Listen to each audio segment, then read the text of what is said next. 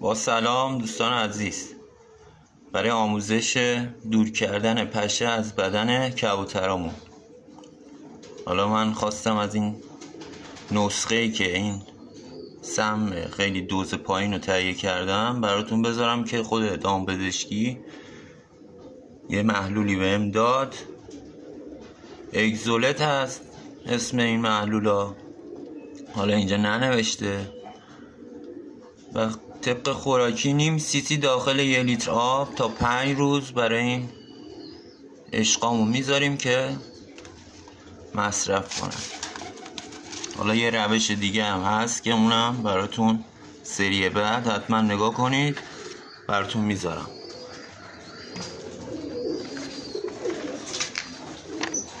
این نیم سی رو قاطی 1 لیتر آب میکنیم و جدا جدا براشون میذاریم. ما رو حمایت کنید دوستان.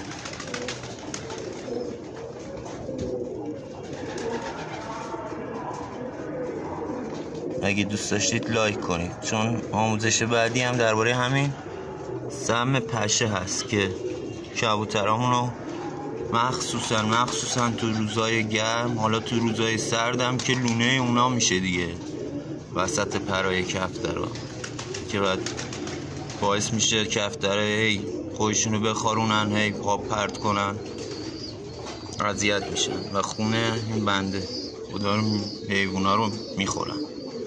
ممنون میشم حمایت کنید، لایک کنید. مرسی.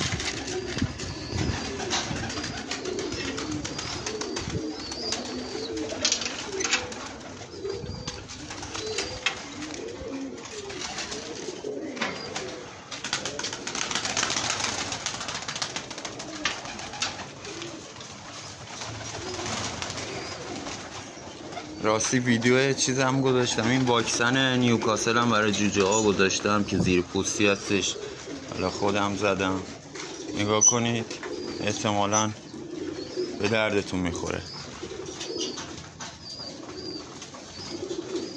ممنون که حمایت میکنید.